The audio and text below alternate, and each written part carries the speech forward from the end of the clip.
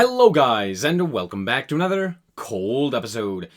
I'm going to talk about the new ban list and more specifically its ramifications in Master Duel and what it will change when it comes to the tier list. Now this is specifically going to be for the ladder, as in what will be the best for climbing in Yu-Gi-Oh! Or in Master Duel, getting to Diamond 1, what to expect up there, etc, etc. And more specifically, what in terms of representation as well as power will be up there. So the ban list, if you didn't know, hit a lot of the Ishizu cards. They also hit some other problematic cards, like for example, Cyberstein was banned, Terraforming was banned, and Smoke Grenade of the Thief all banned, which was fantastic. And then there were there was a light hit to the to Sprite Blue, so that was semi-limited, and then a whole bunch of other things were put to 2. That doesn't really change much, but alas, here we are.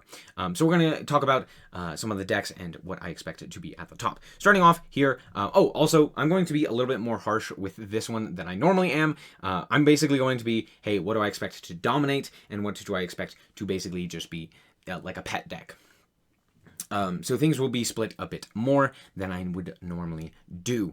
Anyway, starting off here, we have Adamant Spader. Honestly, Adamant Spader hasn't been performing all that well. I don't really see it being any better, and I really don't see it being all that represented. I'm going to put it at Rogue, just mostly due to representation. I still think it's a decently strong deck. It still is able to basically end on the same boards as it did previously. You'd still play the Ishizu stuff. Sure, it's not as powerful, but, I mean, at this point, it's still not going to be all that great.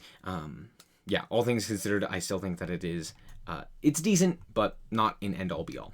Next up, we have Branded, and this is going to be more Branded Despia than it is going to be like Branded Tier or anything like that. Yeah, Branded Despia is still good. I still think it's very, very capable.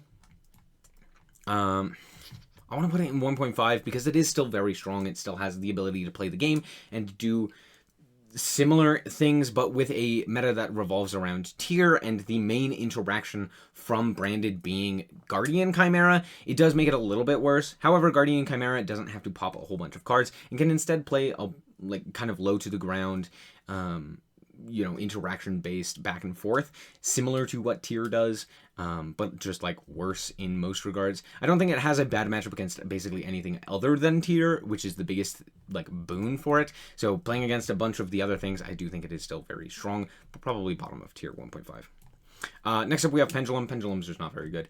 Lots of things that make it problematic that are problematic for Pendulum. The fact that their cards do get banished instead of going to the extra deck if they are destroyed, under things like Macrocosmos or Dimensional Fissure or stuff like that. That does make it a bit of an issue. There's also like the problem of, just bricking and not being able to play hand traps, which are very, very valuable, and, etc., etc. There are a myriad of things where, if Pendulum doesn't end up going first with a good hand, they just kind of die. There's very little comeback that they can make. Black Wings is really bad. I know a lot of people think that Black Wings is interesting and is good. Black Wings loses to just about everything. It loses to singular hand traps. It loses to multiple pieces of interaction. It loses to spells and traps. It doesn't really have that great of protection. It dies to, a simple board wipe.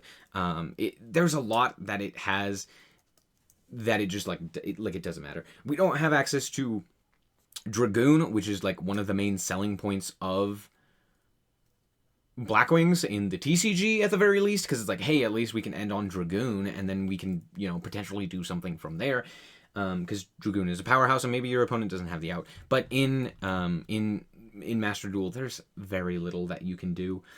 It feels like any good deck just has the ability to just snap its fingers and wipe away the board. Yeah. Moving on, we have Sword Soul. Sword Soul is still very strong. I think it had a big issue dealing with the dominance of tier, and specifically things like the Shufflers and the Millers and stuff like that. But with a bigger limitation to that, I do expect it to still be very good, especially with Protoss. Protoss Called Dark is still very, very good in the current metagame, and a lot of decks can't really compete with that. And then on top of that, Sword Soul just does some pretty...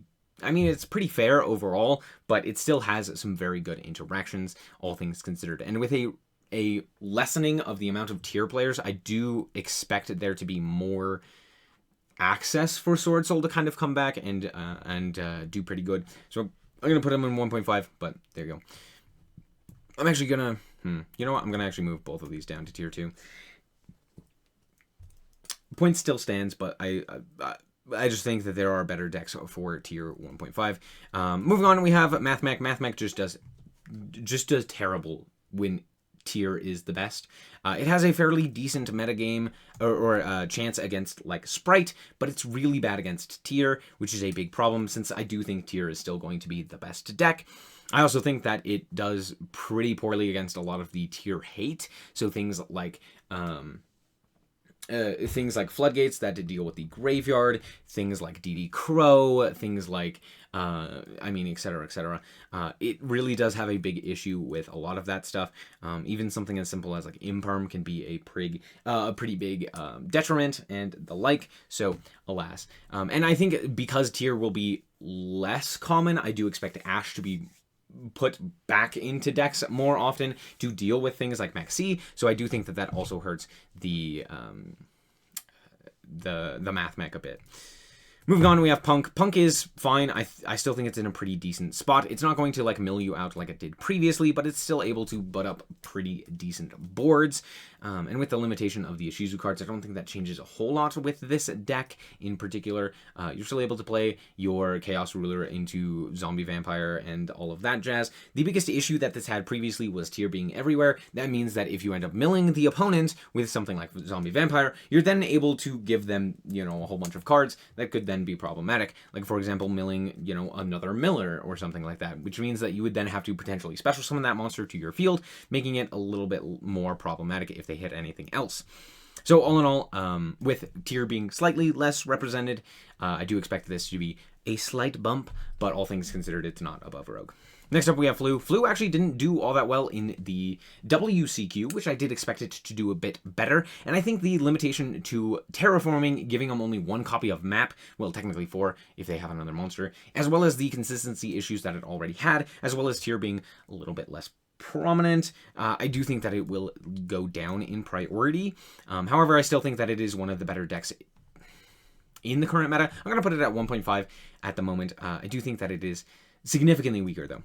Next up is Stun. Stun is just entirely luck-based. If your opponent has the out, they have the out. If your opponent goes first, oftentimes you can't really play the game. There isn't really a whole lot that Stun does other than allows you to turn off your brain and potentially take games by sheer luck. It's not really all that good. Same with Goaty. Goaty does have a bit more that it can do, but it kind of relies on just being able to banish your opponent's cards. And if your opponent is playing something like Sprite or Flunder or something like that, and all of a sudden your banishing effect doesn't really matter, it's not nearly as useful. So I do think that Goaty is, well, it's definitely better than Blackwings, but it's not by a whole lot. Next up, we have Sprite. Sprite is one of the few decks I'm actually going to put in tier 1. I think that Sprite losing a singular blue really doesn't change a whole lot. It did have a really good matchup against tier, and it still does. It still has a good matchup against a lot of the metagame at the moment, and since it was basically untouched in the ban list, it's still very, very strong. I don't think anything really hurt it other than the limitation to blue, which, again, didn't really do all that much. So yeah, all things considered, I still think Sprite is one of the best decks to climb with, and while it still has a great matchup against tier, it also doesn't lose to any of the decks below it, which makes it very powerful. Next up, we have Runic. Sorry. Runic also got a big boost with the Naturia stuff, but we're going to talk about more specifically like Runic Sprite and other such variants, since Naturia is also on here. Runic Stun is not exactly the greatest, but I did see things like Runic Tier, Runic Sprite, and the, etc. still doing pretty well. All things considered, though, it's not great against the Shufflers. Granted, the Shufflers are less prominent now. It's still not great against the Graveyard Hate. It's still just not quite enough. The power, this is one of those decks that entirely relies on the power level of the rest of the decks, similar to something like Orchist, where Orchist is able to set up 1 or 2 very strong interactions. Great. Runic has a lot of interactions, which sometimes matter, but they're varied interactions. They're not like multiple of the same thing, which would matter a lot more. So I'm going to put Runic here at the bottom of tier 2. Still good, but not crazy. Next up, we have Tear. Tear is still the best deck. I do think that it becomes more in line with the rest of the decks, though. I do not think that it is tier 0. I do not think that it is far and away the best deck. I wouldn't put it in a tier above everything else, other than, like, well, I would put it in a tier above, but along with Sprite, as well as some of these other things, I do think that it is brought more in line. It's still very strong. You still have access to both the Kelbeck and Agido, which means you can mill up to 10 cards on your turn. You also have the ability to still shuffle multiple cards. You can shuffle up to 6 cards. Still very strong. You also are able to still play all of your tier names that we previously or that were previously hit, you know, so you're still able to have all 4 of the names available to you, or I guess like the 2 limit. Anyway, you know what I'm talking about. The limitation kind of matters because now you have to fill your deck with cards that are not as useful to mill, but that doesn't necessarily mean that it is bad. You're still able to hit a lot of good cards. You're still able to hit things like your Kelbeck multiple times. You're able to still see your shufflers pretty consistently. You just can't quite play around them as easily as you could previously by playing like Herald of Orange Light or stuff like that. So now you have to kind of fill your deck with a few more useless cards, but alas, that's not really that big of a deal. Labyrinth is fine. With a lot of the hits to Floodgates and stuff like that, it does lose a lot of its umph. So I'm actually going to put it like below Blackwings. It's definitely better than Stun, but it kind of doesn't do a whole lot. Yeah. I don't really know what else to say. Just kind of lost a lot of its umph in the Floodgates being limited and stuff like that. So there's that. Exorcister also being, you know, basically carried entirely by tier existing means that it is pretty mid. The deck by itself doesn't really do a whole lot. It dies very quickly. Sure, in the WCQs, they were everywhere, but that is mostly due to the fact that it could win quickly. It was very simple. It had a lot of auto-win cards, and it was something that you would tend to see players who are very committed to the game play over and over and over and over and over again. So I'm honestly not surprised that it did well there, mostly due to player base, but yeah, I don't expect Exorcister to do all that well. In fact, I'm going to put it below Adamantimator. Runic Naturia is interesting. I want to put it pretty high because it is very strong, but I do think that it has a similar issue to something like regular Runic, where it doesn't quite do enough by itself to really warrant its play. It kind of just doesn't quite keep up with the rest of the metagame. If it were, you know, these were the best decks, then Naturia Runic would definitely have a spot, as we saw in the TCG, but at the moment, I really don't see it competing with Sprite or Tier, entirely unhit. So there's that. Numeron is just a jank pile of garbage that sometimes OTKs. I really don't see it doing all that well. It's still better than Stun, though. Sky Striker got... I don't know, Sky Striker's here. It's doing stuff. I wouldn't really consider it any good. I would honestly consider it worse than Labyrinth, and by quite a bit. Dynamorphia is worse than Sky Striker. I don't know what else to say. It is a deck that entirely relies on hoping your opponent doesn't have a way to burn, and with a myriad of ways to burn that basically everyone has, it's not exactly the greatest, but more importantly, I think that it just kind of has to draw exact cards for it to really be worthwhile. It has to go first. It has to set up Rexstrom, etc., etc. There are a lot of things that just automatically kill it as well, so just not exactly the strongest. And there you go. Dragonlink. Dragonlink, I do believe, is getting the Bystials. I don't know exactly when the Bystials will be released, but if they are released in time, you know, if they're released during this meta, before the next ban list, before the season change and stuff like that, I do think that it's probably at the top of tier 2, not quite tier 1.5, but definitely at the top of tier 2 with the Bystials, especially against things like tier. That's still going to be the best deck and stuff like that. It kind of depends on also what we get with the Bystials. If we're getting the spells and traps, then it does probably bump up to the tier 1.5 status. So it's kind of hard to say with this one. But if we're judging it off of what we currently know, which is no Bystials, no nothing, we don't really know anything, I'm going to put it at like the top of Rogue. I do think that it's better than the Punk variants and the Adamantimator variants, even though it does lose more heavily to Graveyard Hate. I think the big reason for this is because it's interactions are specifically very good against Tyr. A Boral End is almost a like death sentence against that deck unless they are able to go first instead of a SnowiKs. But if you're able to just like end on a Boral End, you oftentimes have enough oomph to kind of just OTK and win the game from there. Also, Seal's Pass is an insane end board through like Max C and stuff like that, and there's just a whole bunch of things that are very good with Dragon Link. Not insane, but very good. Salamangreat is also similarly very strong. It's not that high. It's still very strong. They're able to end on pretty mid boards, but all things considered, they're still decent in the way that they are able to interact and the strength of their end boards. But more importantly, the strength of their OTK. They're able to OTK very similarly to any other cyber strategy, very easily due to update access code, so there's that. Hero is honestly a freaking joke. Hero, if it gets set up, is fantastic. It could also die to a singular hand trap. It could also set up a very mid board, which is like, you know, DPE maybe. And yeah, there are things that Hero does where it's like, oh my gosh, this is crazy, and it just auto wins the game. And most of the time it's just, I have a DPE and a prayer. And so yeah.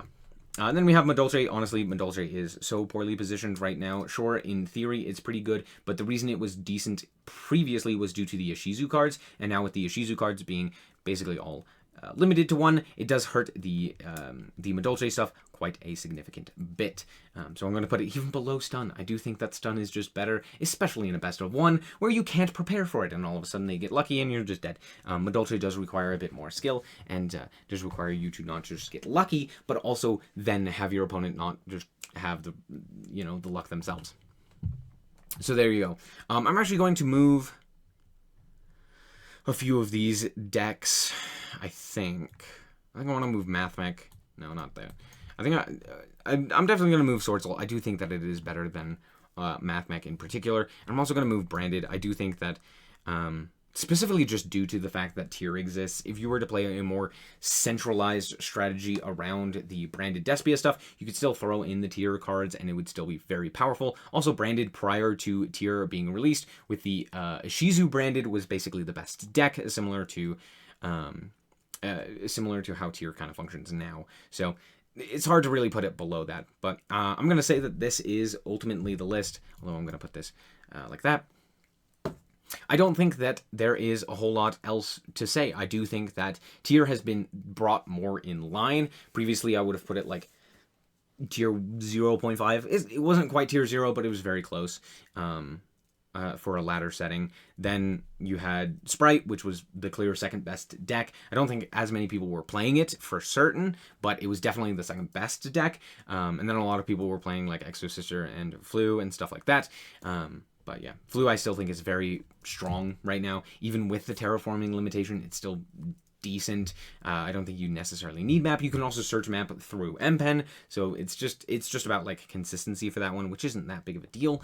And then, you know, Branded and Sword Soul haven't really changed much. They're still very good, etc., etc. Yeah, don't really have anything else to say. If Bestials come to the game, I think Branded gets better. I think Dragon Link gets better. I think Mathmech gets worse. I think the Naturia stuff actually gets better as well because they don't interact with that deck basically at all, which is very nice, and stuff like that. That just makes it a little bit better for certain archetypes. Anyway, that's going to be it for this episode. I hope that you guys did indeed enjoy. If you did, a like is very much so appreciated, and if you want to check out more content like this, as well as more Yu-Gi-Oh, then just be sure to subscribe. Anyway, thank you guys so much for watching, and remember to always stay frosty. Bye-bye. Shout out to the Frost Guard, my members. Thank you guys so much for the support, and I hope you enjoy the content.